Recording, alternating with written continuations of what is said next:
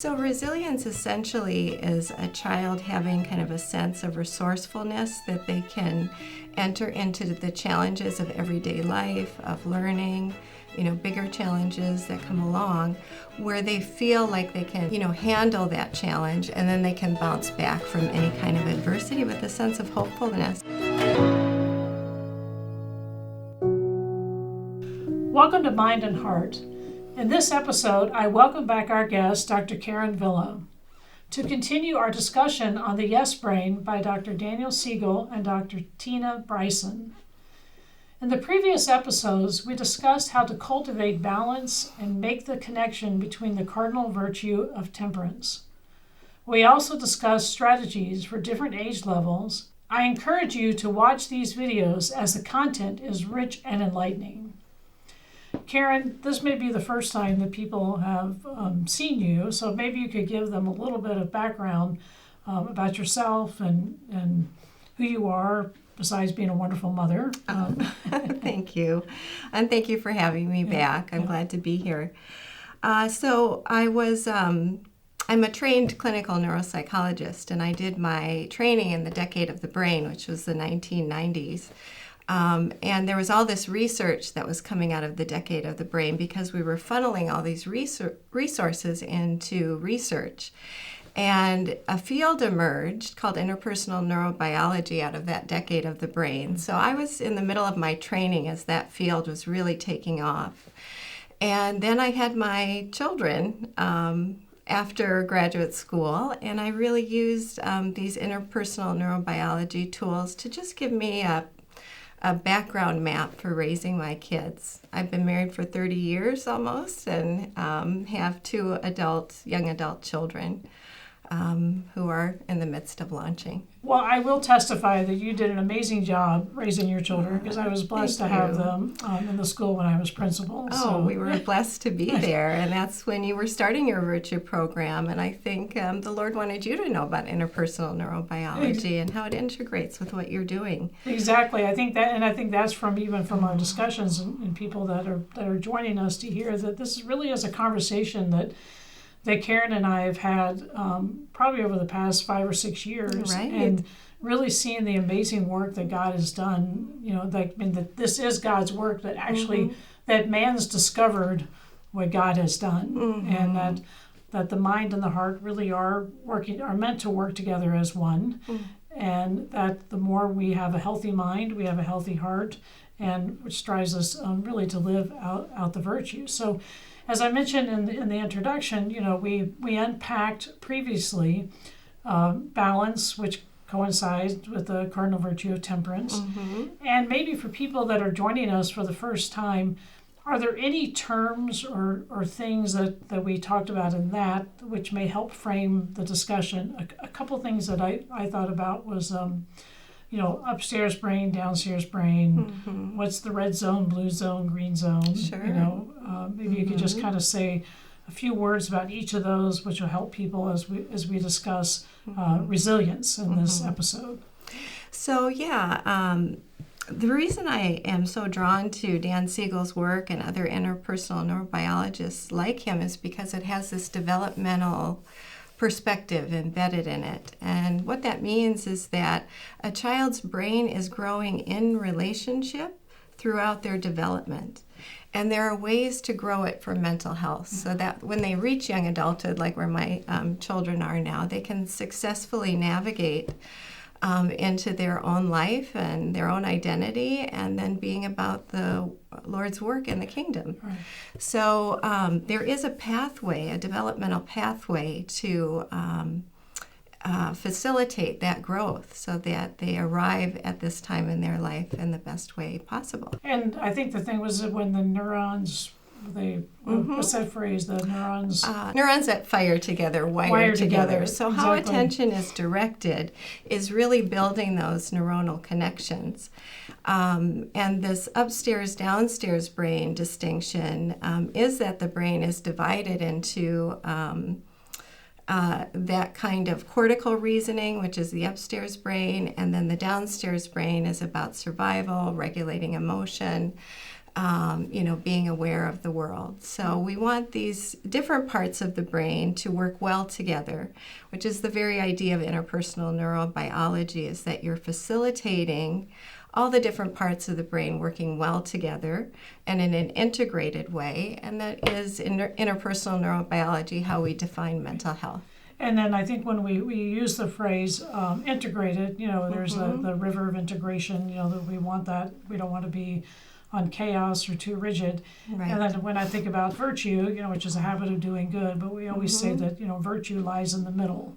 So this is a beautiful way where this comes together. So what I would, to continue our discussion here, the next kind of area that he talks about in development is resilience, which I look at that as the cardinal virtue of fortitude. Right. So maybe you could give us an understanding of what resilience is.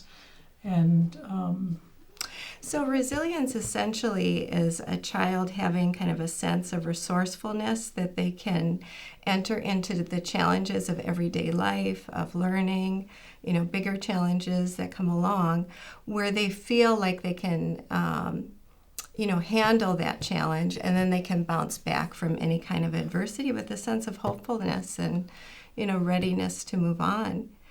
And I just think this is such an important conversation, because we see in the world today there's such an incredible level of fragility.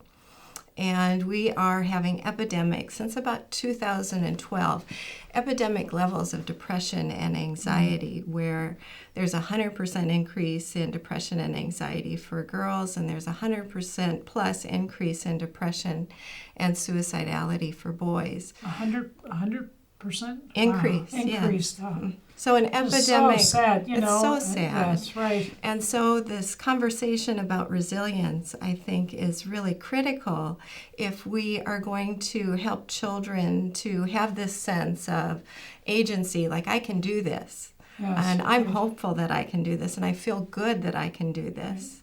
And I totally agree. When I think about, when you talk about resilience, and I just recently saw an article.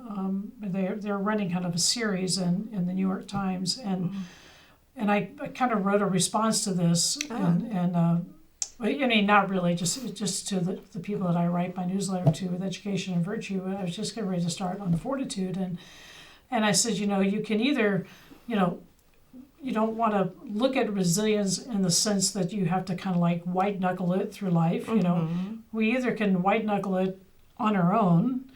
But the one key thing you just talked about here is the sense of hopefulness, and even when we talk about optimism, but you can also, most importantly, white knuckle life in a certain sense with faith. I mean, that's ultimately what fortitude does for us, is it enables us to bear these difficulties that are there, before us, because we're going to be faced with challenges and hardships, and no matter what, and somehow to bring that sense of hopefulness to people that that just isn't just kind of like an ending thing. It's just sad. I mean, that's when you take God out of it, and there is that lack of faith. That's ultimately where the path we're leading. But so a couple of things. There is a resilience researcher, Brene Brown, who amazingly found that having a spiritual life and a spiritual practice is one of the best predictors for resilience.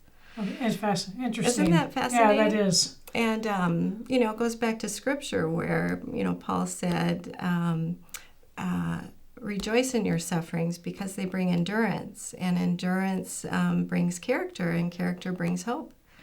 So there's always a map for these things too in Scripture, I think. Yeah, exactly too. And when you said that they, this time for a meditation or quiet, and there is a search for that. I mean, there's apps out there on Calm and meditation, and just trying to find ways to kind of still our interior life. And I mean, that's a long tradition. I mean, we've talked about this in the past about the importance of the Lectio Divina, and absolutely, that it's so time beautiful what you're doing. Yeah, it's so important. Yeah, just to distill that inner self.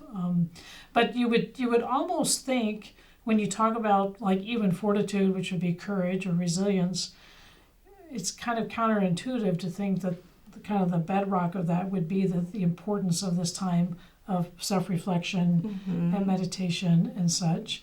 Absolutely. So that, the idea is that we're trying to keep the upstairs brain engaged in the middle of adversity. And so we want children, and you observe this at school all the time, which children enter adversity with a sense of calm and a sense of safety and a sense that they can cope and have problem solving. Well, where does that begin? That begins in having this internal world where they feel secure and reflective, where they build these skills to carry out into adversity. So we've mentioned, you talked about when you say that there's the four S's now. Right. And that would be something that would support this. So what would you kind of tell parents to think about with those 4 S's? Yeah, because I'm sure if there's parents that are listening, they're like, okay, great, okay, now how do I do this as a parent? Right. So the 4 S's are come from Daniel Siegel's book and Tina Bryson's book, where they, are really providing these tools to help children enter adversity with a yes brain and not a no brain where they're shut down. They're not in the river of integration or the green zone. They're either in blue rigidity or they're in red chaos. So those are the zones. So all of interpersonal neurobiology carries the idea that your child's brain is wiring itself in the midst of their relationship with you. So the background for resilience is to foster and nurture this secure relationship with your children. So the 4 S's are that they feel safe with you, they feel seen and known by you, or and other people in their life. They feel secure. They have this sense of I trust my relationships, and they feel soothed. So if they are entering either one of those zones, rigidity or chaos, that you have a way of helping to calm that down with them, soothe them, and help them to achieve a state of balance.